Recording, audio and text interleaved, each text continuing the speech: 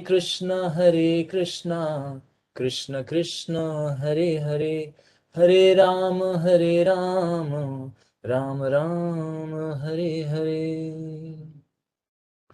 तो सभी वैष्णव भक्तों और सारे वैष्णव देवियों को हमारा दंडवत प्रणाम। सभी लोग स्वीकार कीजिए, आप अच्छे भक्त हैं कि भगवान की कथा के लिए आप अपना समय निकाल रहे हैं। और वास्तव में जो जीवन का जो समय है यही बहुमूल्य समय है। भगवान ने हमारे को समय इसीलिए दिया था कि identify self and identify my actual position as a supreme personality of Godhead. कि आप अपनी स्थिति को समझो। इस भौतिक संसार में आपका क्या स्थिति है। स्थिति का मतलब वी आर कंडीशन, यहाँ पे सफरिंग, दुख में है। हमेशा एक पल भी ऐसा नहीं है जहां पे हमें सुख मिला हो। हमेशा क्या है, दुख। तो भगवान इसको रियलाइज कराने के लिए भागवत में बोलते हैं।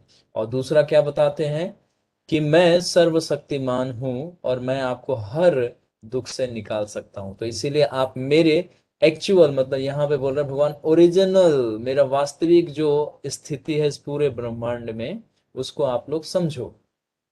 तो ये दोनों स्थिति को समझने के लिए कि हम कौन है और भगवान कौन है, और हम दोनों का क्या संबंध है, और अंततः इसकी क्या उद्देश्य है कि इस व्यक्ति को क्यों प्राप्त करे। तो भागवतम में और अन्य ग्रंथों से हमें पता चलता है कि हमारे जीवन का तीन गोल होता है, तीन पार्ट में इसको अचीव करना होता है। पहला क्या है, साध्य, साधना। एंड देन थर्ड क्या है, साध्य साधना, साध्य साधन, है ना, साध्य साधना और प्रयोजन। संबंध, अभिधेय और प्रयोजन। इसको अगर टेक्निकल शब्दों में अगर समझना चाहें तो संबंध, अभिधेय और प्रयोजन। भगवत गीता में भी 3 चैप्टरों में भगवान समझाते हैं संबंध क्या है। मेरा मम एवांशो जीव लोका जीव भूत सनातना मनसष्टानि इंद्रियाणि प्रकृति स्थानि कर्षति। फिर बोलते हैं सर्वस्व चाहम हृदय सन्निष्टु मत्ता स्मृति ज्ञानम अपोहनम च। उसके बाद बोलते हैं भोक्ताराम यज्ञतपसाम सर्वलोका महेश्वरम। यानी कि संबंध क्या है, मेरे आप हो मैं आपका हूं। जैसे भगवान अभी कहेंगे भक्तों से कि आप लोग मेरे से संबंध रखते हो, मैं आपका हूं। भगवान बोलते हैं आई लव यू, और हम लोग बोलते हैं भगवान I hate you, because you are just है ना simply minimising our free will, that's why I hate you. जैसे बच्चे लोग बचपन में बोलते हैं क्या, कि मम्मा आप ये मना करते हो, डैडी आप ये मना करते हो, और बड़ा ब्रदर कहता है ये जब देखो अपना मेरे को है ना अपना बॉस बनने का रूप दिखाता रहता है। लेकिन जब हम बड़े होते तो समझ में आता है कि मम्मा जो थी और जो डैडी थे और जो बड़े ब्रदर थे वो बिल्कुल राइट थे, हम ही गलत थे। तो इसीलिए अभी हम भगवान को क्या बोल रहे हैं, I hate you because we don't want to chant you. आपका नाम चैंटिंग नहीं करना चाहते हम। तो अभी आपको एक थोड़ा सा पेनफुल मैं अभी आपको न्यूज़ देने वाला हूँ कि जो बच्चे लोग हैं जो बिल्कुल चैंटिंग नहीं कर रहे हैं, उसको बाल लीला के बाद ये लीला श्रवण करने का अवसर नहीं मिलेगा। इसीलिए अभी एक राउंड मिनिमम इसकी क्वालिफिकेशन रखी गई है कि इस लीला को समाप्त होने से पहले रेगुलर बच्चों को एक राउंड चैंटिंग करना होगा। और बड़ों को लिए भी अभी क्राइटेरिया बताएंगे इस सेशन के एंड में, और जो रेगुलर है उनके लिए कोई क्राइटेरिया नहीं है, बस वो आनंद लेते जाएंगे। तो संबंध, अविधेय, प्रयोजन। भगवान कहते हैं मेरी एक्चुअल स्थिति क्या है कि मैं सर्व क्या हूँ, सर्व समर्थ हूँ, और आप जो हो वो कुछ भी करने में समर्थ नहीं हो। और मेरा संबंध आपका संबंध एक है, क्या है कि आप मुझसे प्रेम करते हो और मैं आपसे प्रेम करता हूँ, बस, और कोई हमारा बिजनेस नहीं है। तो इसीलिए ये रोज जो हम श्रवण कर रहे हैं उसी स्थिति को जानने के लिए कि भगवान कौन है। तो ये सारे लीलाओं से हमें क्या पता चलता है कि भगवान हमारे, और हम क्यों कंडीशन में फंस गए। तो ये देखिए, इसीलिए रामायण से हमें ये ज्ञात हो जाएगा कि भगवान हम आपको समर्पण करना चाहते हैं, और भगवान ये आपको मार्ग दे देंगे। तो अब मुझे आप में से जो भक्त है कल का दृष्टांत मुझे थोड़े से शब्दों में प्रस्तुत करेंगे शिक्षाओं के साथ। फिर उसके बाद आगे यज्ञ पुरुष आज प्रकट होने वाले हैं, और ऋषि श्रृंगाज अंतिम आहुति देके वो जो यज्ञ का जो फल है वो प्राप्त कर लेंगे। तो ये हम लोग अभी आज सुन लेंगे इसका 16वां सर्ग। तो आप में से जितने भक्त हैं फटाफट मुझे बताइए कल हमने कहाँ कहाँ पे क्या क्या सुना था। जो भी है सबको हम अनम्यूट करते हैं। और डॉक्टर श्रेष्ठ माता जी से हम प्रार्थना करेंगे कि वो हमारे सारे कॉन्टेस्टेंट को देखते रहें कौन अनम्यूट है नहीं है। आपको हम एडमिन राइट दे देते हैं। ओके, चलिए बताइए जल्दी जल्दी कौन कौन। हरे कृष्णा प्रभु हरे जी। कृष्णा प्रभु जी। ओके, दो लोग बोले हैं तो भरत प्रभु पहले आवाज लगाए हैं, उसके बाद दूसरे सेकंड कैंडिडेट को मिलेगा। चलिए भरत प्रभु बताइए। प्रभु जी, कल आपने बताया था कि अगर हमें गुरु को प्रसन्न करना है तो उसके लिए उनकी वाणी सेवा करना सबसे जरूरी है, तभी वो प्रसन्न होंगे। हम्म। और आपने बताया था कि हमारे अंदर सिंप्लिसिटी और ऑनेस्टी होनी चाहिए। हम्म। एंड और हमें जैसे कोई शक्ति होती है, जैसे तो किसी किसी गलत हाथों में कोई शक्ति नहीं जानी चाहिए, जैसे ब्रह्मा जी ने रावण और हिरण्यकशिपु वगैरह को दे दी थी, ऐसे हम्म। हमें वो गलती नहीं करनी। मतलब शक्ति का और हम्म। और आपने बताया था कि जैसे हमारे नीचे अ, अगर कोई नहीं सुनता है तो हमें अपनी बड़ी अथॉरिटी को उसके बारे में कंप्लेन करना चाहिए। हम्म। कंप्लेन को हमने डिफाइन किया था प्रेयर के फॉर्म में।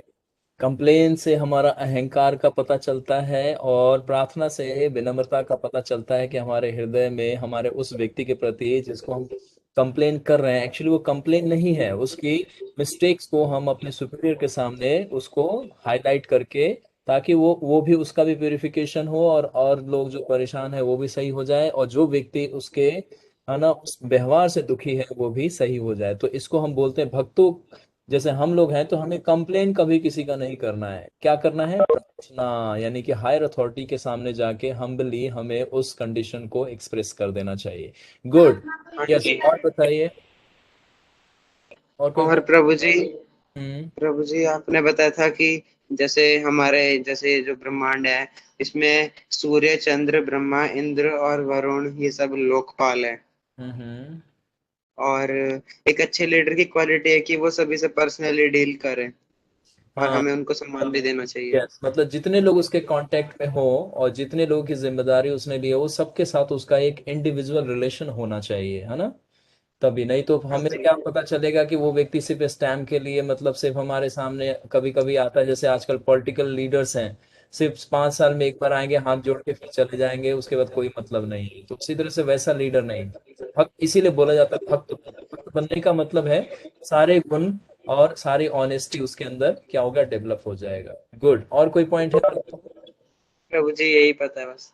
थैंक यू सो मच, बहुत अच्छा से किया, बट ये थैंक यू सारी प्रभु जी। शिक्षाओं को अप्लाई करना है एवरीडे, जहाँ प्रॉब्लम है तो हम लोग बैठे हैं। ओके। ओके, नेक्स्ट हाँ से जी। हम बताइए, आपका भी टर्न आया। थैंक यू भरत प्रभु। से आप बोलना, आप बता रहे थे कुछ। हाँ, नहीं प्रभु जी, जो बोलना था वो हो गया। फिर भी एक लाइन बोलना पड़ेगा आपको, कोई भी एक अभी लाइन। तो और याद नहीं आ रहा है। हाँ, मैं ये कल कह रहा हूँ फिर भी एक एक पॉइंट आपको बताना है, जो भी उन्होंने बता दिया फिर भी उसमें ही पॉइंट को रिपीट कीजिए। कल आप बता रहे थे कि जैसे ब्रह्मा जी विष्णु जी को फीडबैक दे रहे थे सबका, जैसे रावण ने सभी को अपने, वो प्रकृति को बेसिकली कंट्रोल कर रहा था। तो यस। ब्रह्मा जी सभी देवताओं के पॉइंट लेकर गए, तो लेकिन विष्णु जी को सब पता था, हम्म। लेकिन वो फिर भी सुन रहे थे। तो जैसे दशरथ महाराज भी मतलब सब अपने अपना मतलब टच रखते थे सबसे, हम्म। पर्सनल कनेक्ट रखते थे। तो सीख यही थी कि लीडर को हमेशा सबसे टच में रहना चाहिए और उसको पता होना चाहिए। तो अब आपको और पता चल रहा है कि आपको सराउंडिंग में जितने लोग आपको जानते हैं उनसे हमेशा उनका वेलनेस के बारे में अवेयर रहना चाहिए, कोई बीमार तो नहीं है, किसी को कोई प्रॉब्लम तो नहीं है। इससे क्या है कि हमारा भी हार्ट बहुत सॉफ्ट रहता है और दूसरा भी व्यक्ति हमें रिकॉग्नाइज कर पाता है कि वो देखो वो व्यक्ति कभी नहीं भूलता मुझे मेरे हालचाल के बारे में पूछने से। तो इससे क्या है, हमारा जो डुअलिटी है, जो इस मटेरियल वर्ल्ड का जो नेचर है वो रिमूव हो जाएगा। तो फिर हमें हर व्यक्ति अपने बाय बाय डिफॉल्ट वो आपको रिस्पेक्ट देगा और बाय डिफॉल्ट वो क्या करेगा, आपको केयर करेगा। बट कलयुग है, आप जब जितना केयरफुल हो सामने वाला उतना केयरफुल नहीं होगा। तो इसीलिए विवेक का भी पूरा पूरा यहाँ पे क्या कर रखना है, उसको भी विकसित करके रखना है कि किसी व्यक्ति को हम पहले रिकग्नाइज करें कि वो व्यक्ति किस स्टेज पे है, तब हम उसके साथ डील करना शुरू करें। Good, thank you sir. ठीक है, थैंक यू, आप सिंसियर हैं मुझे मालूम है। तो अच्छा है, ये पॉइंट्स लिखवाने और रिवाइज करवाने का पर्पज ही यही है कि ये जो जितना भी हम लोग चर्चा कर रहे हैं बहुत इंपॉर्टेंट है, बहुत इतना इंपॉर्टेंट है कि समझ लीजिए बॉडी में जितना सोल इंपॉर्टेंट है। समझ गए आप।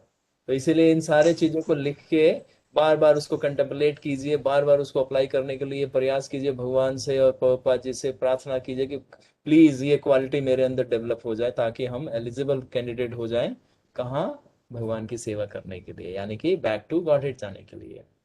ओके, ठीक है, तो थैंक यू। और कोई भक्त एक पॉइंट लास्ट, कोई भी भक्त बताना चाहेंगे? एक point, just one. 3 time Hari बोल, हरि बोल 1, हरि बोल 2, हरि बोल 3। ओके, तो थैंक यू सभी भक्तों का, आप लोगों ने रिवाइज कराया। हमारे बाकी अन्य भक्तों का, अन्य स्टूडेंट हमारे बोलते बड़े कम हैं, थोड़े शांत शांत से रहते हैं, शांत रस में सारे ये रहते हैं। 12 रस है ना, तो एक सबसे पहला रस होता है शांत रस। इसमें भक्त लोग चुपचाप रहते हैं, भगवान की कोई सेवा नहीं करना चाहेंगे, कुछ बोलना नहीं चाहेंगे, बस खाली आंखों से देखना चाहेंगे। ऐसी स्थिति को बोलते हैं शांत रस। ये भक्ति का सबसे जो है लोअर स्टेज पे ये शुरू होता है। तो इसके बारे में चर्चा करेंगे जब आएगा तब। ठीक है, तो थैंक यू। कल हमने चर्चा किया कि ऋषि श्रृंगा जो है वो यज्ञ कुंड में बैठे हैं। यज्ञ कुंड में मतलब यज्ञ कुंड के बिल्कुल प्रारंभ में, जहां उनको आहुति देना है, और सबसे उच्च सिंहासन उनका है। और इसके मुख्य क्या है? पुरोहित, यानी कि यज्ञ करता है। ये यज्ञ करता का मतलब कि ये लीड कर रहे हैं उस पुत्र कामेष्टि और राजसूय यज्ञ को। तो सारे देवी देवताओं को यज्ञ का भाग मिल गया है तुम्हें। अब जो है वो उस पुत्र कामेष्टि के लिए महाराज दशरथ जाते हैं उनके पास, और उनसे प्रार्थना करते हैं कि अब आप वो वाला यज्ञ जो मुझे बताए थे, यानी कि पहले इस यज्ञ के प्रारंभ में वो पर्सनली जाके दशरथ महाराज को बताए थे कि मैंने सारी तैयारी देख ली है और सारा बहुत अच्छे से और सिस्टमेटिकली आपने ऑर्गेनाइज किया है, तो मैं अब चल के उस यज्ञ का प्रारंभ करता हूँ। तो यज्ञ में आहुति उन्होंने दे दिया, सारे देवताओं को दे दिया। अब आज जो है वो यज्ञ पुरुष का आवाहन करेंगे, यानी कि यज्ञ पुरुष का वो आहुति देंगे, और उनके देते के साथ उस यज्ञ पुरुष का प्राकट्य होगा, जो कि अल्टीमेट गोल है। तो चलिए आज रीडिंग करते हैं। आज हम लोग पढ़ेंगे 15वां और 16वां सर्ग। तो 16वां सर्ग में यज्ञ पुरुष की पूरा वर्णन आप लोग सुनेंगे आज। ठीक, तो कल हम लोग चर्चा कर रहे थे कि देवी देवता गए कहाँ पे? ब्रह्मा जी के पास अपना प्रेयर लेकर कि हमें इस कष्ट से निवारण कीजिए। और पृथ्वी पे अयोध्या नगरी में सरयू नदी के किनारे उत्तर तट पे महाराज दशरथ ने अपना यज्ञ प्रारंभ किया, और यही वो उचित समय है कि रावण के वध का कारण वहां पे उत्पन्न हो। मतलब रावण का वध का कारण उत्पन्न होने का अर्थ है कि भगवान उसी स्थान पे प्रकट हो, और इस पूरे तीनों लोगों को, जो कि न देवी देवता, गंधर्व, अन्य ऋषिगण, सब सब लोग इससे क्या है? बिल्कुल भी दुखी हैं रावण के अत्याचार से। तो अब ब्रह्मा जी जाते हैं भगवान के पास और प्रार्थना करते हैं, और भगवान को स्मरण कराते हैं। बल्कि भगवान को स्मरण कोई करा नहीं सकता, भगवान को स्वतः सब कुछ स्मरण रहता है। ये कल हमने देख लिया था उस दृश्य में कि भगवान जेंटल स्माइल कर रहे हैं, और ये देख रहे हैं कि ब्रह्मा जी जो जिस उद्देश्य के लिए मेरे पास आ रहे हैं, कि क्या उनको हर चीज अवेयर है उनको, कि मैंने क्या क्या वरदान किसको दिया है और क्या क्या करना है। तो ब्रह्मा जी सब याद दिला रहे हैं उनको कि वरदान में उसने क्या सारे चीजों से, हर यक्ष, ऋषि, है ना, गंधर्व, देवता, दानव, हर व्यक्ति कोई भी उसको मार ना पाए, लेकिन उसने अपने लिस्ट में से 2 का नाम हटा दिया था शर्म के मारे। क्या? कि मनुष्य और बानर मुझे, मतलब बंदर मुझे और मनुष्य मुझे नहीं वध कर पाएंगे। तो उसको शर्म आया कि मैं इतना भयभीत हो जा रहा हूँ कि देवता लोग सुनेंगे तो बड़ा मजाक उड़ाएंगे कि भैया ये तो मनुष्य से भी डरता है। जबकि मनुष्य क्या होता है? देवी देवता असुर के सामने मनुष्य तुच्छ है, मतलब उसकी कोई शक्ति नहीं है। तो इस प्रकार से मनुष्य रूप का अवतरण लेने के लिए ब्रह्मा जी ने भगवान से प्रार्थना किया।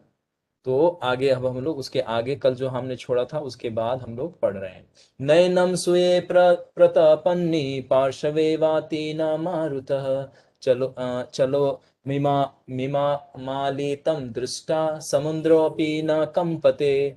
तो जैसे बताया था कि उसका वर्णन भगवान को बता रहे हैं कि वो जब चलता था तो वायु अपना रुख बदल देती थी, सूर्य अपना तेज हटा लेते थे, और चंद्रमा जहां पे भी चाहिए तो वहां पे वो प्रकट हो जाते थे। इवन उनके बेडरूम में ज्यादा जरा सा भी गर्मी लगा, चंद्र को आके वहां पे उपस्थित होना पड़ता था कि शीतलता प्रदान करे। समुद्र की तरफ अगर देख देते, उनकी लहरें तेज तेज उठती थी, अगर रावण समुद्र की लहरों को देख देता था तो क्या होता था? लहरें शांत हो जाती थी। तो ये हिस्ट्री में कभी नहीं हुआ कि समुद्र का लहर शांत रहे। समुद्र का स्वभाव क्या है? जैसे नदी का स्वभाव है बहना, तभी नदी का मतलब है फ्लो, है ना। रिवर का मतलब है फ्लो, कांस्टेंट फ्लो, मतलब हम निरंतर बहना धारा में, इसका अर्थ है नदी। उसी तरह से समुद्र का निरंतर उसका तरंगे उठते रहना, और उसकी तरंगों आगे की तरफ चलते रहे, पीछे की तरफ चलते रहे, निरंतर कांस्टेंट वेव उसमें रहे, तब वो समुद्र कहलाता है। तो यानी कि इतना भय था वरुण देव को कि वहां का पानी भी स्थिर हो जाता था। अब सोचिए रावण कितना बड़ा टेररिस्ट था। ये आजकल मच्छर लोग छोटे छोटे कंट्री पे जाके बम फेंक देते हैं और छुप जाते हैं। रावण तो सबको पीट पाट के बंदी बना के और चौड़े में घूमता था। ऐसा कोई टेररिस्ट है क्या? कोई भी टेररिस्ट नहीं है। तो ऐसा टेररिस्ट होना चाहिए, या ना, कि देवी देवता भी थोड़े कंपन हो, उनको भी डर लगे, उनको भी छुपना पड़ जाए गुफाओं में जाके। जैसे हिरण्यकशिपु से इंद्र छुप के भाग जाते थे, गुफा में छुप जाते थे। अभी युद्ध करने से पहले यहाँ पे भी रावण का जब वर्णन आएगा तो इंद्र भागेंगे, छुपेंगे इधर उधर, इतना शक्तिशाली है ये। तो एक तरह से ये क्या है? यूनिवर्सल टेररिस्ट है। हमारे रावण कौन है? यूनिवर्सल टेररिस्ट, पूरे ब्रह्मांड के आतंकवादी है। आतंकवादी का मतलब होता है, आतंक का मतलब होता है कि भय को, है ना, जागृत कर देना, उसको बोलते हैं आतंक।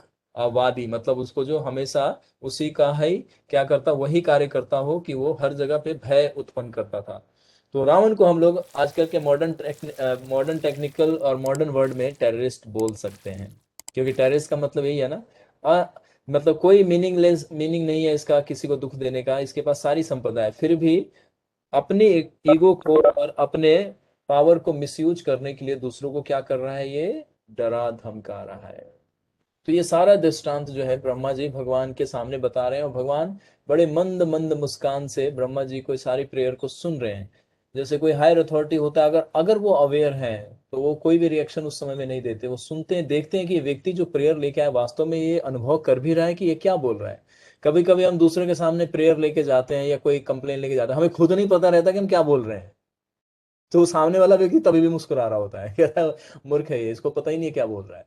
तो इसीलिए थॉटफुल होना चाहिए और वाइज होना चाहिए। जब हम किसी को अप्रोच करें तो बहुत अच्छे से अप्रोच करें, ताकि हमारा जो उद्देश्य है उसकी प्राप्ति हो। तो ब्रह्मा जी बहुत सुंदर तरीके से भगवान को अप्रोच करते हैं। तो यहाँ पे कर उनके पास, है ना, अवतरण हुए, तब देवताओं में बड़ी नम्रता के साथ उनकी स्तुति की और बोले कि हम लोग आपसे सबकी भलाई के लिए यह प्रार्थना करते हैं कि आप धर्मात्मा, विश्वात्मा और सर्वात्मा, दानी और ऋषिवत, तेजस्वी अयोध्यापति महाराज दशरथ की ही थी, और कीर्ति के समान 3 रानियों में अपने 4 अंशों से पुत्र भाव स्वीकार करें। यानी कि जो ब्रह्मा जी हैं वो कह रहे हैं भगवान से कि आपने जो सतयुग के प्रारंभ में आपने जो स्वयंभू मनु और सत्यरूपा को जो आपने वचन दिया था, उसका पालन करते हुए आप दशरथ के अयोध्या अधिपति महाराज दशरथ की कीर्ति और श्री के समान 3 रानियों में अपने 4 अंशों से पुत्र भाव स्वीकार कीजिए। यानी कि 4 अंश मतलब भगवान आप 4 रूपों को वहां पे प्रकट करेंगे, और वात्सल्य रूप का क्या करेंगे? रसास्वादन, यानी कि माता पिता स्वीकार कर रहे हैं। भगवान का कोई माता पिता हो नहीं सकता, लेकिन भगवान अपनी स्वेच्छा से, अपनी सेल्फ डिजायर से भगवान एज ए अपने डिवोटी को ही अपना माता पिता स्वीकार करेंगे। तो ब्रह्मा जी ये बात बोल रहे हैं भगवान के सामने, ये लास्ट उनका पैरा है। आप मनुष्य शरीर धारण कर महाअभिना अभिमानी लोक कष्टक, यानी कि लोक कष्टक मतलब लोक को कष्ट देने वाला, जिसमें देवी देवता, ऋषिजन, अन्य, मतलब हर कोई इसमें कष्ट पा रहा है। जैसे अभी कोरोना है, ये प्रकृति हर एक व्यक्ति को, मनुष्य को, विशेषतर मनुष्य को, हर मनुष्य को बहुत कष्ट है, चाहे वो बीमार हो या ना हो। तो उस समय में उसने हर एक को कष्ट दिया था, देवी देवताओं को और दानवों को तक को भी उसने परास्त करके अपनी सेना में सम्मिलित कर लिया था। और ऋषि लोग तो थे ही, महात्मा लोग और जो अन्य लोग थे उनको तो कष्ट देता ही देता था वो। तो आगे, क्योंकि वह मूर्ख राक्षस देवता, गंधर्व, सिद्ध और मुनियों को अपने बल से बहुत सताता है। देखिए उस तुष्ट ने दुष्ट ने इंद्र के नंद भवन नामक उद्यान में कीड़ा करते हुए अनेक गंधर्वों तथा अप्सराओं को मार डाला, उसने हत्या भी की है। मतलब उसने सिर्फ किडनैप ही नहीं किया है, गंधर्व, कितने गंधर्वों अप्सराओं को उसने मार दिया। उसी को मरवाने के लिए हम यहाँ पे मुनियों सहित आए हैं। यानी कि ये प्रेयर, अब लास्ट जो लाइन है उनका, वो बोल रहे हैं कि ये सारे देवी देवता, जो विशेष जो ऋषि लोग हैं, वो उस समय में देवताओं के साथ भगवान के समक्ष क्या है, उपस्थित हुए हैं। वधाय देव शत्रूणां निर्णाय लोके मनः कुरु, एवं मुक्तस्य देवस्यो विष्णु सिद्धस्य पुंगवः। अतः आप देवताओं के शत्रु रावण का वध करने के लिए मनुष्य लोक में अवतीर्ण हुए, और इस प्रकार देवताओं ने भगवान विष्णु की स्तुति की। यानी कि सारे जो ब्रह्मा जी सारे देवताओं के बिहाफ से, यहाँ पे देवताओं ने का मतलब है कि सारे देवता नहीं बोल रहे हैं, एक व्यक्ति लीड कर रहा है ना। जब कोई बहुत सारा प्रॉब्लम हो और अलग अलग प्रॉब्लम, लेकिन पर्सन एक हो, तो एक व्यक्ति को असाइन करके, जो जिम्मेदार व्यक्ति हो उसको हमें आगे भेज के वो प्रेयर को वहां पे पहुंचा देना चाहिए। फिर आगे बोलते हैं, सर्वलोकों में नमस्कार किए जाने वाले अर्थात सर्व पूज्य भगवान विष्णु ने शरण आए हुए एकत्रित ब्रह्मा आदि देवताओं से यह वचन कहा। अब भगवान बोल रहे हैं, श्री भगवान वाच, यानी कि अब भगवान बार अब उनके सामने बोलने जा रहे हैं। भयम त्वयजते भद्रा वो हितार्थे युधि रावणम, सपुत्र पौत्राय समापत्तमयम् सुमित्रा ज्ञानी वाधवम, हत्वाये कुरम दुरात्मानां देव ऋषीणां महावयम्, दश सर्व सहस्राणि दस्व वर्ष शतानि च, वत्सायामि मानुषे लोके पयायन्त पृथ्वी विमीयमाम। हे देवताओं, अब भगवान देखिए, भगवान अपने से जूनियर को भी कैसे बोल रहे हैं। यानी देवी देवता तो उनके दास हैं, लेकिन भगवान उनको हे कह के एड्रेस कर रहे हैं। यानी बोल रहे हैं, देवी देवताओं ठीक है, जाओ तुम्हारा प्रॉब्लम सॉल्व कर दूंगा। भगवान का बोलने का कितना भाषा शैली कितना सुंदर है। इसे कहते हैं कि जब भगवान बोलते हैं तो पूरा ब्रह्मांड उनके वाणी से आकर्षित हो जाता है। भगवान जब भगवत गीता बोलते हैं तो पूरा ब्रह्मांड आकर्षित हो जाता है। हम लोग कैसे आकर्षित हुए भक्ति की तरफ? भगवत गीता से, भागवतम से। तो भगवत गीता किसने बोला? भगवान ने। भागवतम किसने बोला? उनके भक्त ने। तो यानी कि इस पूरे ब्रह्मांड में दो ही लोगों की, और दो ही है ना जीवात्मा है, एक तो सर्व आत्मा है, एक जीवात्मा है। इन दो का ही वाणी हमें आकर्षित कर सकता है, और किसी का वाणी नहीं। यानी कि भगवान के जब भक्त बोलेंगे तब हमारे कानों को अमृत जैसा लगेगा, और जब हम स्वयं भगवान की वाणी को सुनेंगे तब। तो देखिए भगवान कितना सुंदर बोल रहे हैं, कह रहे हैं हे देवताओं। मतलब भगवान एकदम कितना केयरफुली और बहुत सेंसिटिव होके देवताओं को संबोधन कर रहे हैं। भगवान जबकि सबके बॉस हैं यहाँ पे, फिर भी कहते हैं हे देवताओं, तुम्हारा मंगल हो। यानी कि तथास्तु, आपको जो आपने प्रार्थना किया है मैंने उसको स्वीकार किया। अब आप लोग भयभीत मत होइए, कह रहे हैं भगवान। जैसे भगवान अर्जुन को बोलते हैं, माँ सोचा, do not fear arjuna, do not fear, आप डरो मत, मैं हूं आपके साथ, आप युद्ध करो, आप विजयी होगे। उसी तरह से यहाँ पे ब्रह्मा जी और सारे देवी देवताओं को देखते हुए भगवान बोलते हैं कि आप लोग भयभीत ना होए, है ना। आपके हित के लिए मैं रावण से युद्ध करूंगा, और मैं पुत्र पौत्र मंत्री मित्र जाति अन्य उसके सहायक गण बंधु बांधव सहित उस क्रूर दुष्ट और देवताओं तथा ऋषियों के लिए भयप्रद रावण को मृत्यु के घाट उतार दूंगा। यानी कि भगवान ने क्या बोला कि मैं अकेला नहीं मारूंगा, उसका पूरा जड़ समूल। भगवान जब विनाश करते हैं दुष्टों का तो पूरा ही विनाश कहते हैं ना, कि पूरा मतलब नामो निशान मिटा दिया। तो असुर लोग ऐसे ही होते हैं, जब भगवान दंड देते हैं तो बहुत मतलब ऐसा पेनफुल होता है कि आप पूछिए मत। तो वही भगवान कह रहे हैं कि मैं सिर्फ रावण का ही वध नहीं करूंगा, उसके सहगण यानी कि उसके जितने एसोसिएट्स हैं, उसके पुत्र यानी कि मेघनाथ का भी वध होगा, उनके भाई यानी कि उनका कुंभकर्ण का भी उसका वो, और उनके जितने भी मित्र हैं, जितने भी उसके फ्रेंड सर्कल में हैं, और जितने भी उनके रिलेटिव हैं, है ना, उनके नाना मरीच। देखिए मरीच जो सीता मैया का हरण में जो आएगा भगवान को उनके पद से भ्रष्ट करने के लिए, तो ये सब क्या है? रिलेटिव है, कोई चाचा है, कोई ताया है, कोई मामा है वहां पे। तो भगवान वही कह रहे हैं कि मैं पुत्र पौत्र मंत्री मित्र जाति अन्य बंधु बांधव सहित उस क्रूर का दुष्ट का सर्वनाश कर दूंगा। यानी भगवान मुस्कुराते हुए ब्रह्मा जी को आश्वासन देते हैं। देवताओं और ऋषियों को भी उसने भयप्रत किया है, यानी कि अब भगवान इस पे हाईलाइट कर रहे हैं कि मेरे भक्तों को भी उसने कष्ट में डाला है। तो देखिए, जो भक्तों को कष्ट मिलता है तो भगवान नोटिस करते हैं। इसीलिए हमें वैष्णव अपराध से बच के रहना चाहिए कि किसी के प्रति कोई अच्छा विशेष जो भक्त हैं उनके प्रति सावधान रहना चाहिए। बाकी आप लोगों को तीनों कैटेगरी का भक्त पता है, तो तीनों तरफ पर तीनों लोगों को तीन तरीके से डील करना चाहिए। तो भगवान आगे बोलते हैं इसी सेंटेंस में कि रावण को मार और 11,000 वर्ष तक मृत लोक में रहकर मैं इस पृथ्वी का पालन करूंगा। यानी कि यदा यदा ही धर्म से ग्लानि भवत भारत, भारत का मतलब पृथ्वी, इस पृथ्वी का पालन करने के लिए मैं सिर्फ 2 सेकंड या 2 मिनट के लिए नहीं आ रहा हूं, मैं 11,000 वर्ष तक इस पृथ्वी पे रहूंगा। यानी कि यहाँ पे क्लियर हो गया वाल्मीकि रामायण में कि भगवान राम ने 11,000 वर्ष तक इस पृथ्वी का क्या किया, पालन किया। यानी कि 11,000 वर्ष तक सारी लीलाएं भगवान ने प्रकट करी है, उनके जन्म से, उनके अवतार से लेने और उनके अंतर ध्यान होने तक। जो इसी अंत के सर्ग में जब भगवान का अंतर ध्यान होगा, जब तक आप लोग अगर लगे रहे इस कथा में, तो आपको वो दृश्य भी दिखाएंगे कि भगवान कैसे अंतर ध्यान होते हैं। तो यानी कि 11,000 वर्ष तक रहने का आश्वासन दे दिया। भगवान ने ब्रह्मा जी को कहा कि मैं 11,000 वर्ष तक इस पृथ्वी पे, यानी कि मृत लोक पे रह के इस पृथ्वी का पालन करूंगा, क्योंकि पृथ्वी माता को भी उनका संग चाहिए था और उनको कृपा चाहिए था। क्योंकि जब लोग पापी पापी लोगों की संख्या बढ़ती है तो सबसे ज्यादा पृथ्वी को कष्ट होता है। पेड़ पेड़ कटते हैं। अब आप कहेंगे पृथ्वी को कैसे कष्ट होता है? वर्षा नहीं होता है, अन्न की उपजा नहीं होती है, नदियां सूख जाती हैं, पेड़ काट देते हैं, पक्षियों को मारते हैं, जानवरों को मारते हैं। तो इससे पृथ्वी माता बहुत कष्ट में हो जाती है और पापी लोगों का भार वो सहन नहीं करती। कृष्ण लीला पढ़ेंगे तो उससे पृथ्वी माता ब्रह्मा जी के पास जाती है। जैसे यहाँ देवी देवता गए थे, पृथ्वी माता भी स्पेशली जाती है। तो उसी तरह से यहाँ पे भी बता रहे हैं कि मैं पृथ्वी का पालन करूंगा। देखिए भगवान अपना सारा कॉज अब दिखाना शुरू करेंगे आप लोगों को। पहले बता दिया कि मैं रावण का वध करने आ रहा हूं, लेकिन उसके साथ कितने सारे तो पृथ्वी के लिए भी आ रहे हैं भगवान। तो देखिए एक कारण नहीं है ना भगवान, इसीलिए कहते हैं कि हर एक भक्त का वो इच्छा भगवान पूर्ति करते हैं, हर एक भक्त का। तो पृथ्वी माता यानी वसुंधरा का भी इच्छा पूरी करेंगे 11,000 तक।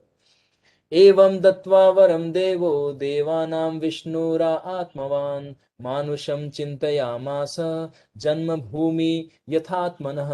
इस प्रकार भगवान विष्णु जो सर्वपरि है, परम पुरुषोत्तम भगवान है, देवताओं को वरदान दे अपने जन्म लेने योग्य मनुष्य लोक में स्थान का चिंतन किया। यानी कि भगवान ने अब चिंतन किया कि अच्छा कौन सा स्थान था। तो आप में से हमारे नितिन हसीजा प्रभु ने प्रश्न पूछा था कि भगवान भारत में ही क्यों आते हैं अमेरिका में क्यों नहीं जाते? थोड़ा लेटेस्ट, वहां पे हर चीज हाई टेक्नोलॉजी सब कुछ मिलेगा। ऑस्ट्रेलिया में चले जाते, इंग्लैंड में चले जाते, इटली में आ जाते, कहीं और चले जाते, भारत में क्यों? तो भगवान बताया था ना, भगवान किस लिए आते हैं? अपने भक्तों से। जो हमें नियर और डियर है वहीं तो हम जाना पसंद करेंगे। क्यों? क्योंकि हमारा वहां पे आनंद जो होगा वो कहीं नहीं होगा, होटल या ढाबे में मिलेगा नहीं, जहाँ पे किसी नॉन व्यक्ति के घर में जाए। तो भगवान ने ये वरदान बोल के भगवान ने स्मरण किया। तो स्मरण करने का यहाँ पे भाव क्या है कि भगवान अब उस भक्त को स्मरण कर रहे हैं कि इस भक्त का अब क्या आया, टर्न आया है ना, उस भक्त का टर्न आया कृपा प्राप्त करने के लिए। जितने 16 माला लोग करते हैं आप में से सबका टर्न आएगा, घबराइएगा नहीं। भगवान आपने जो जो इच्छा करी है भगवान की सेवा करने के लिए, भगवान चिंतन करेंगे। ओहो, गुड़गांव में ये भक्त थे, कथा सुन रहे थे, अंतरात्मा के क्लास थे, अच्छा ये सारी इच्छाएं थी इनकी, तो चलो ठीक है मैं आपकी इच्छा पूरी करता हूँ। तो भगवान उसी तरह से उसी भाव को थोड़ा सा स्मरण कर रहे हैं कि कौन सा स्थान पे मुझे जन्म लेना है। तो यहाँ पे लिखा गया क्या वाल्मीकि रामायण में कि भगवान थोड़ा सा चिंतन किए, मतलब चिंतन करने का मतलब उस दशरथ महाराज को स्मरण कर रहे हैं, क्योंकि जब उन्हीं का पुत्र बनना है ना, तो भगवान मन से वहां पे पहले प्रकट हो जाएंगे।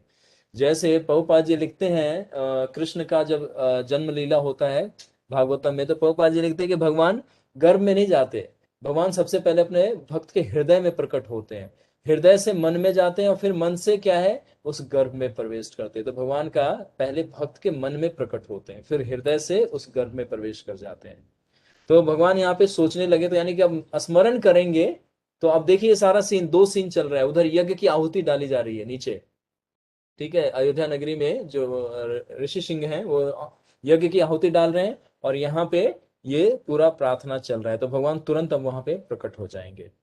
तो आगे बोलते हैं, हाँ, कमल नयनम तथ तत्पदलाव लाक्षायं कृत्वाय आत्मवान चतुर्विधम पित्रम रोचयामासं तदाये दशरथम नृपम। तो कमल नयन भगवान विष्णु ने अपने 4 रूपों से महाराज दशरथ को अपना पिता बनाना स्वीकार किया, अर्थात उनके घर में जन्म अर्थात अवतरित होना क्या किया, प्रसन्न किया। अब उनको याद आ गया भगवान को, मतलब भगवान यहाँ पे ऐसा नहीं है कि उनका विस्मृति हो गया था, वो मेमोरी लॉस्ट हो गई थी। जैसे हमें कोई चीज सोचना पड़ता है, वो हो कोई सामान जैसे हमारा कोई रख के हम भूल जाते हैं। कितनी बार होता है कि जैसे मोबाइल हाथ में रखते हैं, बात कर रहे होते हैं किसी व्यक्ति से, कहीं रख देते हैं और वो बाय डिफॉल्ट वो किसी चीज से कवर हो जाता है, तो हम थोड़े से परेशान हो जाते हैं, ओह कहाँ रखा था, कहाँ रखा था, इधर उधर। यानी कि हमारी बुद्धि इतनी तेज नहीं है, इतनी शार्प नहीं है और इतना कांस्टेंट नहीं है कि चीजों को स्मरण कर पाए। लेकिन भगवान यहाँ स्मरण कर रहे हैं तो भक्त को स्मरण कर रहे हैं, तो वो भूले नहीं है। भगवान को स्मरण आ रहा है कि मैंने अपने भक्त से क्या किया था, है ना, आश्वासन दिया था कि मैं आपको पुत्र के रूप में प्राप्त होऊंगा। तो भगवान अब उस क्षण को याद करके रोमांचित हो रहे हैं।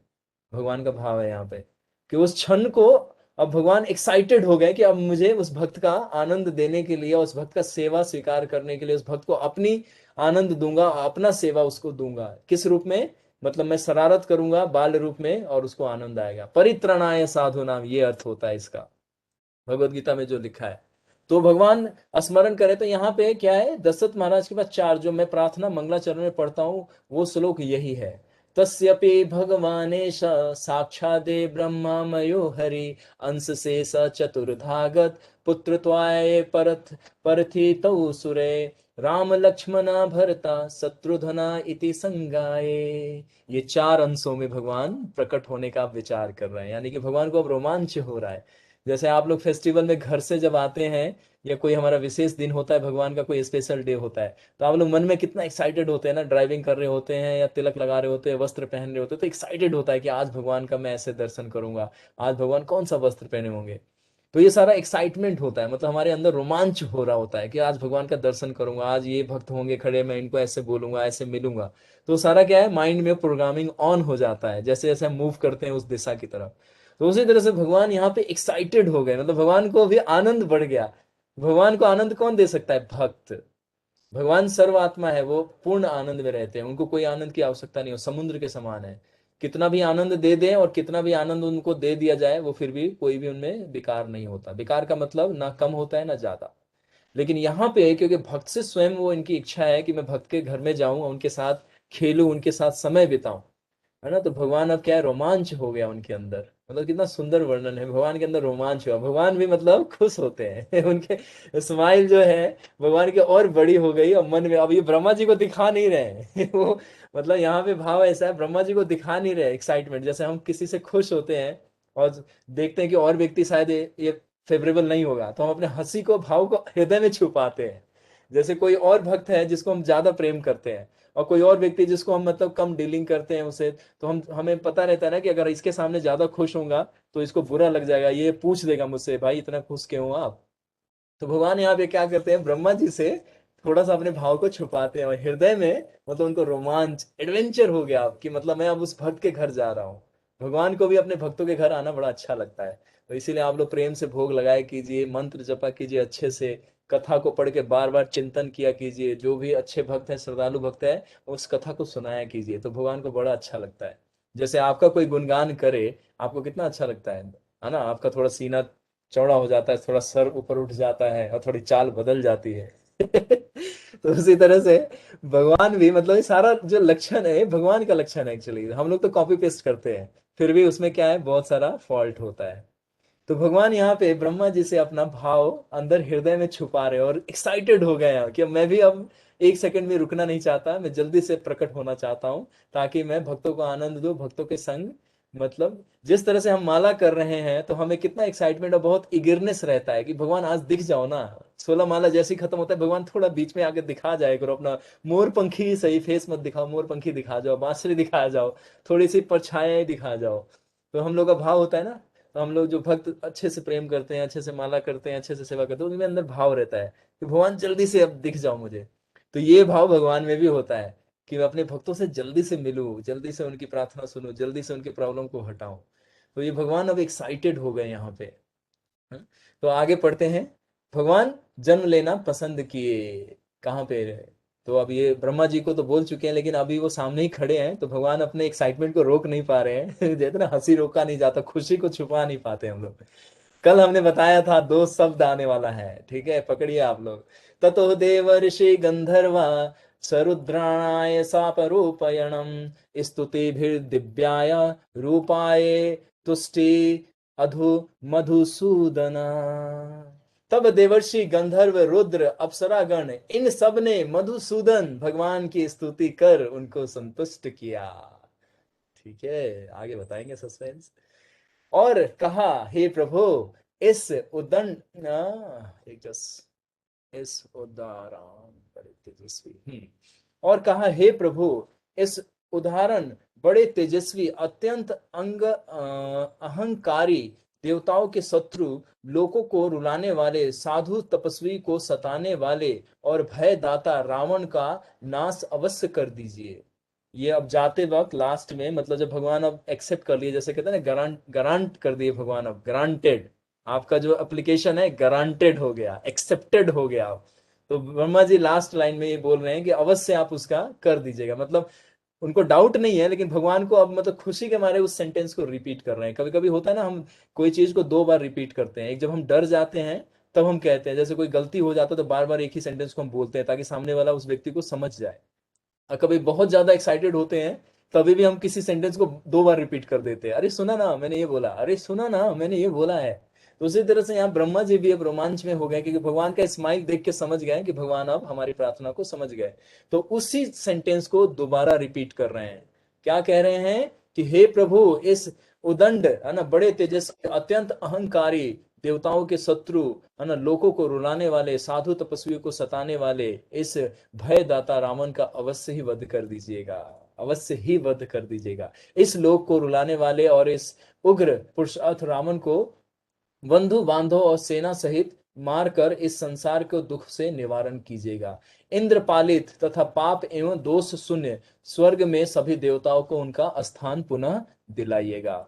यानी कि जो देवताओं से अभी रावण का जब चर्चा आएगा तो मैं दिखाऊंगा आप लोगों को इस दृश्य में कि किस तरह से हर अग्निदेव, पवन देव, वरुण देव, जितने भी देव देवता वहां पे जाके वो लोग घर में नौकरी कर रहे हैं रावण के लंका में जाके जॉब कर रहे हैं, पार्ट टाइम फुल टाइम, बल्कि फुल टाइम, पार्ट टाइम कोई जॉब नहीं, फुल टाइम 24 घंटा में कोई भी आनंद नहीं। देवी देवता इतना भयभीत है। तो वही कह रहे हैं कि आप उनको मुक्त करके उनकी स्थिति को पुनः प्रदान कीजिए, यानी कि स्वर्ग लोग उनको फिर से उनका जो जो उनका डेस्टिनेशन है उनको आप प्रोवाइड कर दीजिए। तो इस तरह से बालकांड का जो 15वां सर्ग है वो यहाँ पे समाप्त होता है कि भगवान अब गारंटेड कर दिए। अब 16वें सर्ग में, यानी कि अब ये जो दृश्य है, जो कैमरा का जो दृश्य अभी ब्रह्मलोक में, क्षीर सागर तक हम आए थे ब्रह्मलोक से, और देवताओं के साथ हमने भ्रमण किया और भगवान के पास जाके उन्होंने प्रार्थना किया। अब कैमरा फिर अब घूमता है किधर की तरफ, नीचे पृथ्वी की तरफ, जहां पे यज्ञ हो रहा है। अब उसमें आ जाइए, अभी बैकग्राउंड में चल रहा था मंत्र जो चल रहा था यज्ञ का, ये पिक्चर हम लोग देख रहे थे सामने ऑन द स्क्रीन। अब आ जाइए उस 16वें सर्ग में जहां पे यज्ञ चल रहा है और यज्ञ पुरुष अब प्रकट होंगे। ततो नारायण देवो नियुक्तो सुरत तत्तमय जगनापि सुरानेवं लक्षणम वचनम अप्रिवत। देवताओं की स्तुति सुन सब जानने वाले साक्षात पर ब्रह्म श्री नारायण देवताओं के सम्मानार्थ ये मधुर वचन बोले। यानी कि उनको रिस्पेक्ट देते हुए भगवान ने, जो अभी उनको रोमांच है अभी, मतलब उसी का ये सीक्वल है, सेक्ट जो 16वां सर्ग है उसी 15वां जहां से खत्म हुआ वहीं से शुरू हो रहा है। मैंने बताया ना कि भगवान के अंदर बहुत एक्साइटमेंट हो गया अब कि अपने भक्त से मिलने जा रहा हूं मैं, अब नीचे जाकर उनके साथ रहूंगा। और इतने सारे भक्त जिन्होंने तपस्या की, इतना कष्ट सहा है, मैं उनके साथ अब समय बिताऊंगा। तो इसीलिए आप लोग माला करते हैं तो घबराइए नहीं, भगवान आपको आपको भी लीला में आपके साथ समय बिताएंगे। आप अभी 2 घंटा माला उनके नाम के साथ समय बिता रहे हैं, भगवान आपको कितने कितने समय तक आपको अपने संग रखेंगे और आपके साथ समय बिताएंगे। ऐसा शास्त्रों में वचन है और हमारे आचार्यों का वचन है। उपाय को वधम तस्याये राक्षोसाधिपतम सुरा एहम तम समा अथ्या निहन्माय अब अमृषम कंटकम। हे देवताओं, यह तो बतलाओ कि उस राक्षस के राजा और मुनियों के कष्टक को हम किस उपाय से मारेंगे। भगवान अब थोड़ा सा टीज कर रहे हैं यहाँ पे भगवान को तो सब कुछ पता है, वो सर्वव्यापी है, जानते हैं कि किस किस तरह से मारना है रावण को, लेकिन मुस्कुराते हुए बोल रहे हैं कि आप लोगों ने क्या व्यवस्था की है। एक्चुअली में अरेंजमेंट, अब यहाँ पे अरेंजमेंट आएगा कि मैं अकेले जाऊंगा या कोई और भी मेरे साथ आएगा। तो भगवान हिडन वर्ड में ब्रह्मा जी को कुछ मैसेज दे रहे हैं यहाँ पे। जैसे गुरु हमारे को भीड़ भाड़ में कोई हमें इंडिकेशन देते हैं तो वो डायरेक्ट वर्ड नहीं बोलते, कोडेड लैंग्वेज होता है। तो जो व्यक्ति अपने गुरु से पर्सनल डीलिंग करता है वो जान जाता है कि गुरु क्या चाहते हैं। कहते हैं ना कि गुरु का एक आई का मोमेंट, उनके बॉडी का एक हाथ का एक फिंगर का मोमेंट, एक भी अगर आप समझ गए कि वो क्या चाहते हैं तो समझ लिए गुरु आपको हृदय में धारण करके रखते हैं। कहते हैं ना सब गुरु हृदय तक नहीं पहुंचते, और सारे शिष्य अपने गुरु के हृदय तक भी नहीं पहुंचते। यानी कि बहुत कम होते भाग्यशाली शिष्य जो अपने गुरु के हृदय को स्पर्श कर लेते हैं। तो यहाँ पे ब्रह्मा जी को टीच करने का मतलब नहीं है, यहाँ पे टीच मतलब चिढ़ाना नहीं है, टीच का मतलब है वो अब जानना चाह रहे हैं कि क्या मैं अकेले जाऊंगा या आप लोग भी आओगे मेरी लीला में। भगवान, जैसे हम कहीं पे जाते हैं तो कोई रिश्तेदार या संबंधी होता है, किसी के घर जाते हैं, वहां से कहीं और भ्रमण के लिए जाते हैं, घूमने के लिए। तो बच्चे लोग सारे, तो हम तो अकेले तो जाते, तो हमारा तो पर्पज होता ही है कि हम घूमेंगे वहां जाके। तो हम जाते जाते पूछते हैं कि अरे भाई आप में से भी कोई हमारे साथ चलेगा क्या। ऐसा होता है ना, आप लोग किसी के रिश्तेदार या कहीं जाते हैं दूसरे के पास कभी समय व्यतीत करने या छुट्टी मनाने, जैसे भी समय और वेकेशन आएगा तो बच्चे लोग जाते हैं नानी के पास, दादी के पास, मामा के पास, चाचा के पास, ताया के पास। तो जब उस स्थान पे जाते हैं तो कभी कभी ऐसा होता है ना कि हम वहाँ के कोई फेमस स्थान में जाते हैं, तो हम अकेले जा रहे होते हैं तो हम अपने फैमिली मेंबर जहाँ पे गए हैं उनसे पूछते हैं अरे भाई हम जा रहे हैं, हमारे साथ कोई चलेगा क्या, या आप लोगों में से कोई आना चाहेगा हमारे साथ। तो भगवान वही भाव से यहाँ से ब्रह्मा जी को इंडिकेशन दे रहे हैं क्या कि आपने व्यवस्था क्या किया है। तो अभी बताएंगे ब्रह्मा जी, अब बताएंगे कि भगवान हम आपको अकेले थोड़ी ना जाने देंगे। गुरु कहीं पे भी जब बाहर होते हैं तो शिष्य का कर्तव्य है कि उनकी सारी धन व्यवस्था करे, उनके रहने का, उनके प्रसाद का, उनके हर चीज आने जाने का, ये शिष्य का होता है। इसीलिए प्रभुपाद जी को देखिए जहां पे भी जाते थे उनके शिष्य लोग, आपको बड़ा अचंभा होगा कि जिस एयरपोर्ट पे प्रभुपाद जी लैंड करते थे स्पेशल, है ना, एक स्पेशल सिंहासन बनाते थे प्रभुपाद जी का डिसाइपल, कि प्रभुपाद जी वहां पे लोकल चेयर पे नहीं बैठेंगे जिसपे कर्मी लोग बैठते हैं, गंद मांस खाने वाले, मछली खाने वाले, दारू पीने वाले बैठते हैं। तो हमारे श्री गुरुदेव उस स्थान को नहीं स्पर्श करें। तो डिसाइपल लोग जितने थे, फॉरेनर डिसाइपल लोग, प्रभुपाद जी के लिए बड़ा सा सिंहासन, मेरे पास 17,000 पिक्चर्स हैं प्रभुपाद जी के। 17,000, एक दो पिक्चर नहीं है, 17,000 पिक्चर मैंने रखे अपने लैपटॉप में। तो वहां पे प्रभुपाद जी का बड़ा सुंदर सुंदर सिंहासन है, मैं देख के मतलब सोचता हूँ कि उनके शिष्यों ने कितना हृदय से सेवा दिया है। तभी तो प्रभुपाद जी ने इतना कृपा भी किया है ऐसे शिष्यों पे, सारे ज्ञान और सारे भक्ति का सारा रहस्य उनके हृदय में दे के चले गए। तो यहाँ पे मैं बता रहा था कि प्रभुपाद जी जहां पे भी जाते थे, जिस भी कंट्री में, या चाहे वो इंडिया या कोई भी वर्ल्ड का कंट्री होता, वहां पे के जो भी लोकल शिष्य होते थे वहां के, उनके लिए एक स्पेशल सिंहासन बना के ले जाते थे। और प्रभुपाद जी चाहे आधे घंटे के लिए बैठे या 20 मिनट के लिए या 2 मिनट के लिए, प्रभुपाद जी को उसी सिंहासन पे बैठाते थे।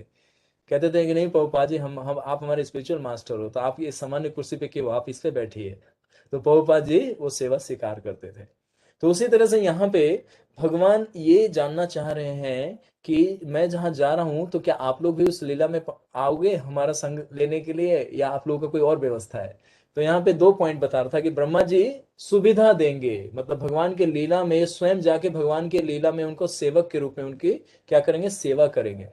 तो यहाँ पे हम बता रहे थे कि गुरु को जब भी हमारे को अवसर मिले, हमें वपु सेवा, वाणी सेवा तो हमें पूरा जीवन करना, लेकिन वपु सेवा का जैसी अवसर मिले करना चाहिए। पर्सनल सर्विस पूछना चाहिए, कोई नीड्स है उनका, या कोई उनका कंसर्न है, या कोई व्यवस्था है, कोई कष्ट है या उनको, तो वो सब चीजें प्रोवाइड करनी चाहिए। तो ब्रह्मा जी बताएंगे भगवान को अभी अगले श्लोक में कि हमने आपके लिए क्या क्या व्यवस्था किया है, और भगवान स्वयं भी बताएंगे कि आपको ये व्यवस्था करनी चाहिए, क्योंकि यहाँ पे सबकी इच्छाएं, सबकी मनोरथ पूरे होने वाली है। चाहे वो देवी देवता हो, ऋषिगण हो, सामान्य भक्त हो, या कोई कर्मी हो या असुर हो, बताया ना कि सर्व कारण कारणम, सबकी इच्छाओं को पूर्ति करेंगे भगवान यहाँ पे। तो इसीलिए आप भक्ति को कभी भी आप लोग, है ना, इसको ऐसे मत समझिएगा कि भक्ति से कुछ मिलता नहीं है। अरे क्या नहीं मिलेगा आप ये बताइए, स्वयं भगवान मिल रहे हैं आपको, और क्या चाहिए। तो यहाँ पे देखिए कि किस किस भक्त का यहाँ पे हर इच्छा को पूर्ति करेंगे। तो यहाँ पे ब्रह्मा जी अरेंजमेंट दिखा रहे हैं। तो एक शिष्य को चाहिए कि अपने गुरु को हर तरह से अपनी हर सेवा वो क्या करे, प्रोवाइड करे। चाहे वो कहीं ट्रैवलिंग में हो या कहीं पे वो किसी भी अवस्था में हो, अपना जरूर सेवा उनको ऑफर करना चाहिए, क्योंकि भक्त जब प्रसन्न होंगे तो भगवान आपके संग होंगे। तो आगे बोलते हैं, ये दूसरा नाम आ रहा है, सहे तपे तपस्वा त्रिवम दीर्घ कालम अरिंदम एन तुष्टो अमावृद्वाम लोक कुलाये कल्प। हे अरिंदम, ये अरिंदम भगवान श्री कृष्ण का नाम है, हिडन वर्ड में यहाँ पे आ रहा है। तो आपको बता दे कि Arindam is a Sanskrit for the man who has one all the enemies. जो अरिंदम का अर्थ है कि जिसने सारे शत्रुओं पे विजय प्राप्त कर लिए। तो सर्व विजेता कौन है? विश्व विजेता कौन है? संसार विजय कौन है? अरे हाँ, संसार विजय तो हमारे भक्त हैं। संसार विजय प्रभु आपका आज नाम आ गया।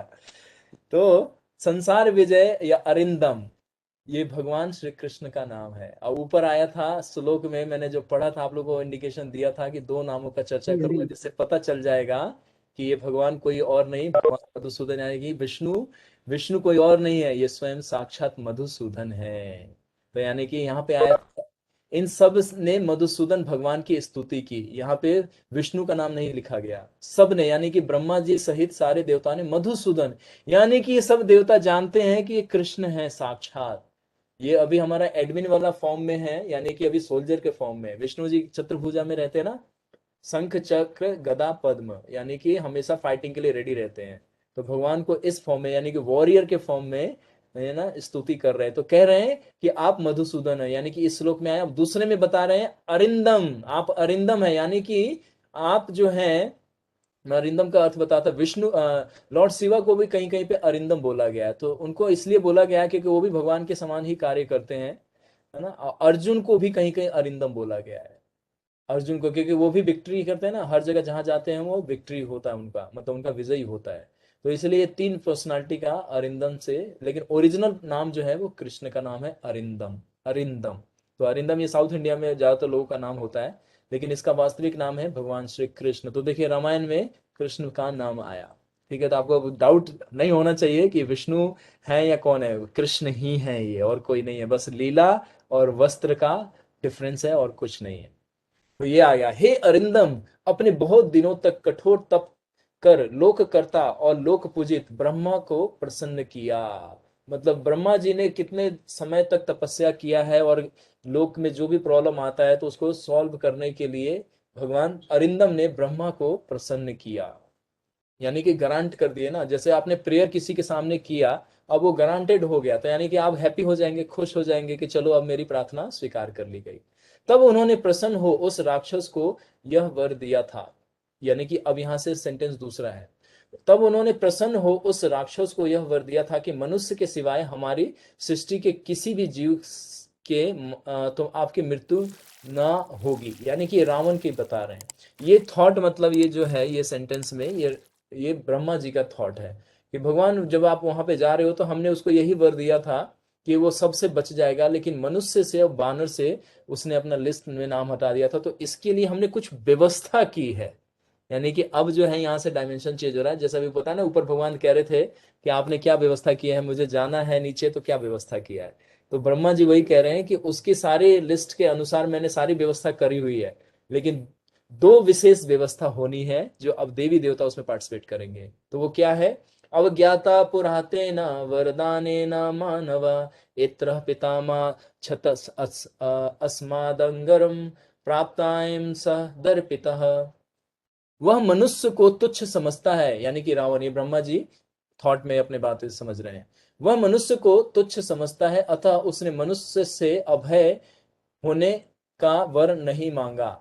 ब्रह्मा जी के वर से यह गर्वित हो गया, यानी कि ब्रह्मा जी के गर्वित हो गया, मतलब कि वो मनुष्य से और बंदरों से उसने अपने आप को क्या किया, मतलब वो समझा कि ये क्या मारेंगे, तो वो इससे और गर्वित हो गया। और यही इसका गर्व का मतलब, गर्व मतलब प्राइड, ये फॉल्स प्राइड ही इसका मृत्यु का कारण बनेगा।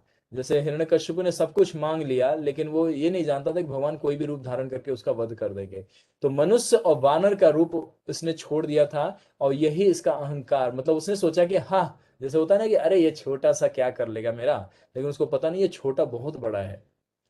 तो ये छोटा सा, यानी कि यहाँ पे मनुष्य और बंदरों से उसने गर्व महसूस किया, रावण ने। तो गर्व महसूस किया, तो इसका यही गर्व, अब उसका अहंकार, यानी कि ये नहीं मार पाएंगे, यही व्यक्ति दोनों इसके मृत्यु का और इसके विनाश का कारण बनेंगे। तो ये थॉट ब्रह्मा जी अपने मन में सोच रहे हैं। जैसे अब कोई किसी के सामने हमने अपना प्रेयर कर दिया, लेकिन उसका कंक्लूजन पार्ट हम मन में अपना थोड़ा थॉट प्रोसेस में चलाते रहते हैं ना, तो ब्रह्मा जी अभी यहाँ पे वो थॉट प्रोसेस भगवान के सामने, अभी भगवान डिसअपियर नहीं हुए, अभी सामने ही है, लेकिन सारा कन्वर्सेशन खत्म हो गया ऑलमोस्ट। इस समय यह तीनों लोगों को उजाड़ता है और स्त्रियों को पकड़ कर ले जाता है। तो वह मनुष्य के हाथों ही से मर सकता है।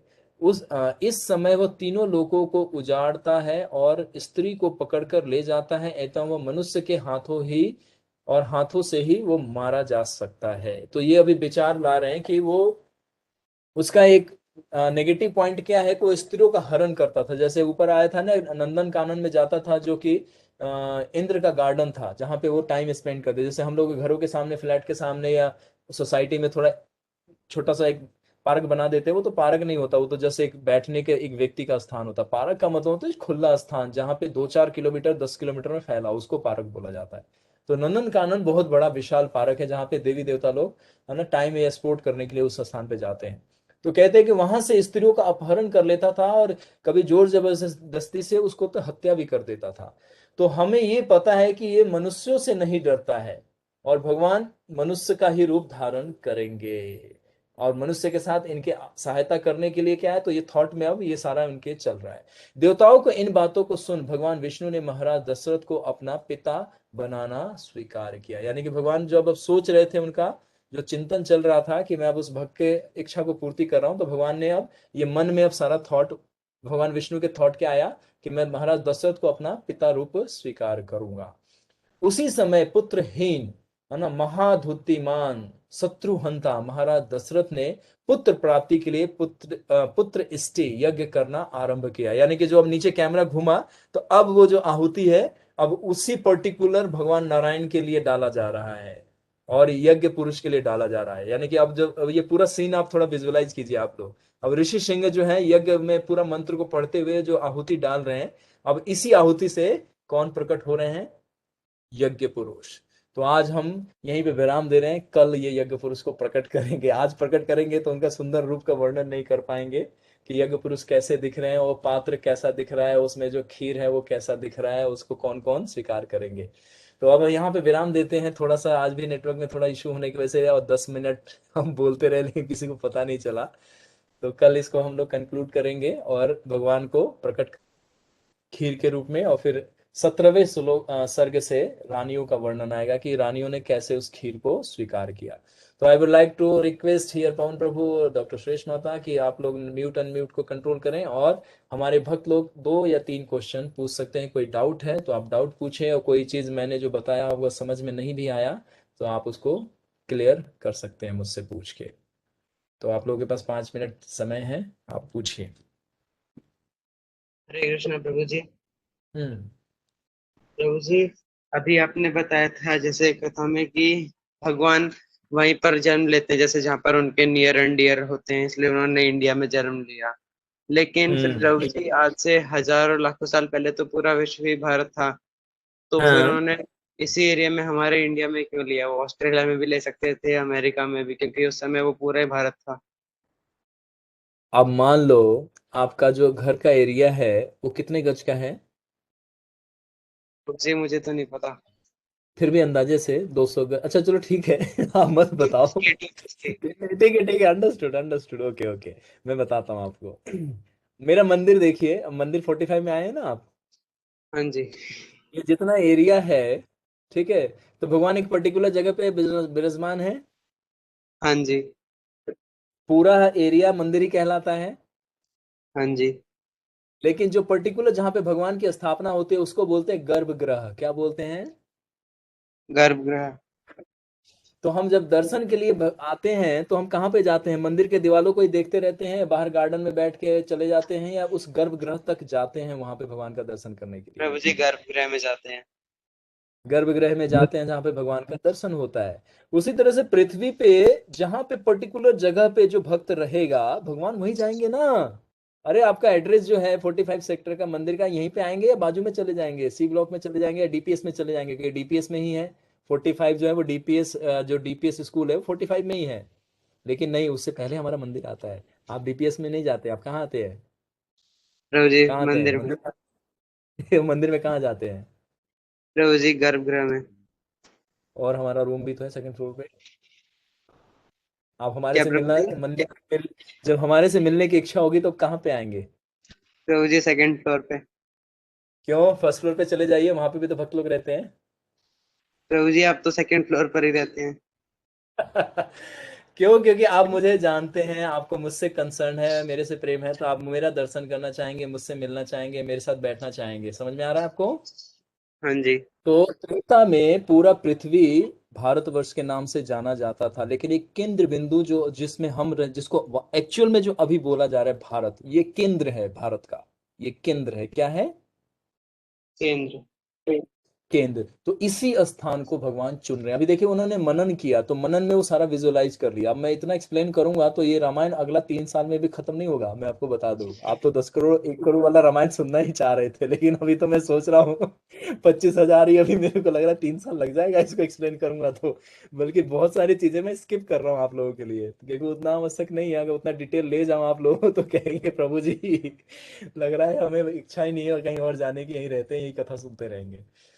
तो जिस तरह से आप एक केंद्र बिंदु को चूज करते हैं और वो पर्टिकुलर व्यक्ति उस स्थान पे रहता है, तो वहीं पे जाते हैं। तो दशरथ महाराज उस समय में इस पृथ्वी पे अयोध्या नगरी में वास कर रहे थे, तो भगवान वहीं पे जाएंगे ना। जैसे आप किसी, मान लीजिए किसी अन्य शहर में जाते हैं, जैसे मान लीजिए पुणे या मुंबई गए आप, तो पुणे मुंबई बहुत बड़ा है, वो सारा पुणे ही कहलाता है, लेकिन एक पर्टिकुलर एक स्ट्रीट, एक मोहल्ला, एक सेक्टर, एक ब्लॉक, एक घर का नंबर होगा जहाँ पे आप जाना पसंद करेंगे, है ना हाँ जी। भरत प्रभु?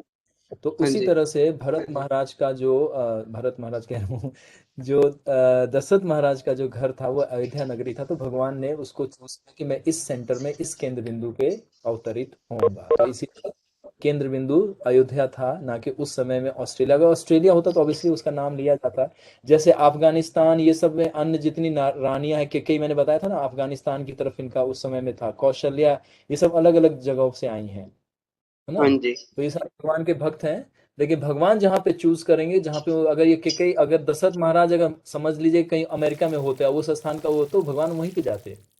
बताया ना कि जहाँ भक्त होंगे भगवान वहीं अवतरित। तो इस समय में सबसे महान भक्त हमारे अयोध्या में थे, सारी रानियां। तो भगवान उन्हीं को प्रसन्नता करने के, उन्हीं को वर मिला था ना कि आप सत्यरूपा, कौशल्या बनना, और दशरथ यानी कि स्वयंभू आप दशरथ बनना, तो मैं आपके पुत्र हो जाऊंगा। इसीलिए भगवान ने उस स्थान को चुना।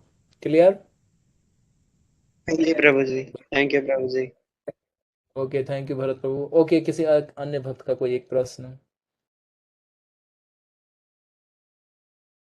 चलिए ठीक है, तो अच्छा है, कोई प्रश्न नहीं है तो थैंक यू सो मच। आप लोग अब विश्राम कीजिए, कल यज्ञ पुरुष का वर्णन रहेगा और खीर कल प्राप्त हो जाएगा। हमने 3 हफ्ते से आपको ललचा के रखा है खीर नहीं मिल रहा है, तो सभी लोग यज्ञ से भागिएगा नहीं, अभी इस यज्ञ में बैठे रहिएगा। अभी उधर पीछे बैकग्राउंड में, है ना, जो जो ये ऋत्विज आए हैं, ब्राह्मणों को दान दिया जा रहा है। सौमित्र और जो हमारे वशिष्ठ मुनि हैं वो दे रहे हैं। और अभी यहाँ पे विशेष इनको भी मिलेगा, ऋषि सिंह तो बहुत प्रमुख हैं, तो यहाँ पे उनको भी दान मिलेगा, उनको अभिवादन करेंगे। और कैसे मर्सी को स्वीकार किया जाता है, ये कल वाले चैप्टर से हम लोग सीखेंगे कि जब गुरु कृपा देते हैं तो उसको कैसे हमें संभाल के रखना चाहिए। और मर्सी किस फॉर्म में मिल सकता है, एक फॉर्म नहीं होता मर्सी का, बहुत सारा, कृपा का बहुत सारा रूप होता है। तो गुरु का जो मेन, जो मेजर कृपा होता है वो इंस्ट्रक्शन, यानी कि वाणी जो होता है वो बहुत महत्वपूर्ण होता है। तो कल इस तत्व पे थोड़ा बहुत चर्चा करेंगे। होप कि आप लोग में से कितने लोग नए हैं, लेकिन आप सुनिएगा, आप लोगों को कनेक्टिविटी थोड़ा बहुत मैं प्रयास करूंगा कि बहुत सिंप्लीफाई वे में आप लोगों को अंडरस्टैंड करा पाऊँ। तो ठीक है, तो कल तक के लिए हम यहीं पे विराम करते हैं, और कल यज्ञ पुरुष प्रकट होंगे। उनका सुंदर वर्णन है कि वो दिखते कैसे हैं। यज्ञ पुरुष भगवान ही है वो स्वयं, और अग्निदेव का भी उनको उपमा दिया जाए।